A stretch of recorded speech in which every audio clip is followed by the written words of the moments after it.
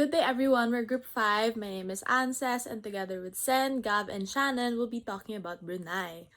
So to briefly introduce our country, Brunei or Negara Brunei Darussalam, or officially known as the State of Brunei Darussalam, is an independent Islamic sultanate found along the northern coast of Borneo, bordering Malaysia and South China Sea. Their official language is Malay, but English and Chinese are also widely spoken there. It's a country rich in petroleum and natural gas reserves, making it the third largest oil producer in Southeast Asia.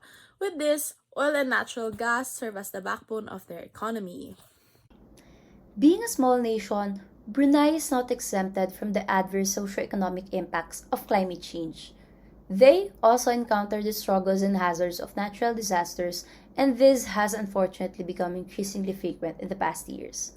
According to Climate Change Council of the country, reported last January of 2023, without climate action taken into account and following the highest baseline emission scenario, the country is projected to have an increase of about 4 degrees Celsius by the year 2100, and projection of rainfall will increase at a rate of 10.8 millimeters per year.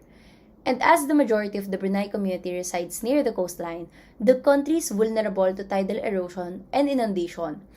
And since there are simultaneous high tides and rainfall mostly, there is a chance of an increase in Brunei's water level 30 to 50 years from now.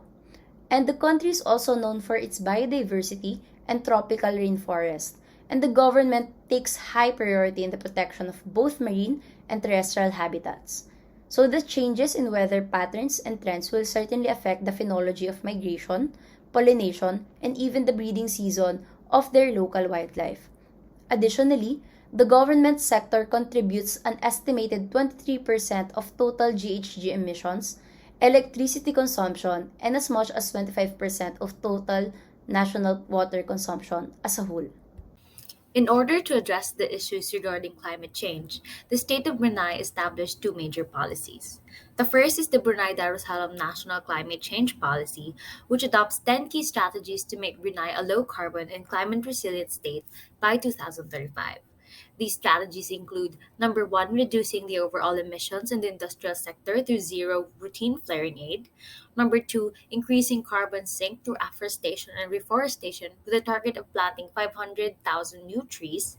Number three, increasing total share of electric vehicles to 60% of total annual vehicle sales. Number four, increasing total share of renewable energy to at least 30% of total capacity in the power generation mix.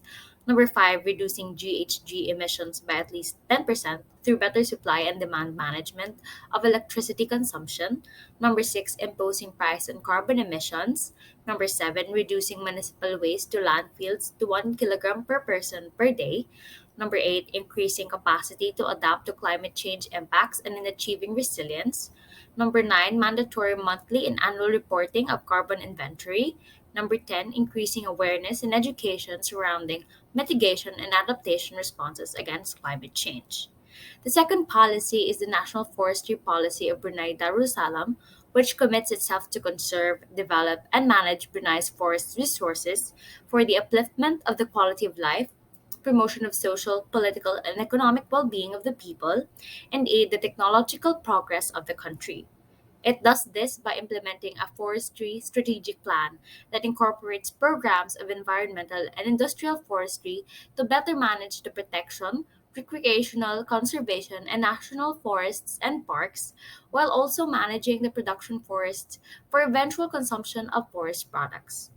Existing forest lands within the national territory will also be declared as national forest estate to meet the protective, productive, recreational, conservation, and other related needs of the country.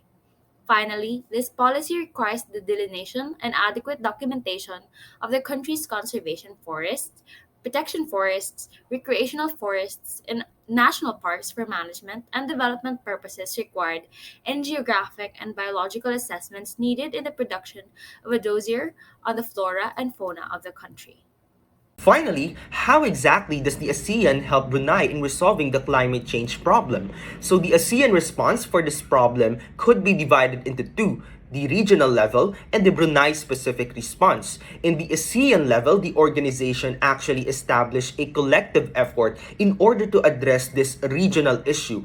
And this is done by the formulation of policies that commit to approach this issue inclusively, meaning that the ASEAN ensured that the policies are in line with the socio-cultural and economic aspects of each country member. And the ASEAN at the regional level also employed multi-sectoral dialogues and undertakings such as forums and policy building meetings in order to ensure the efficiency of the regional response.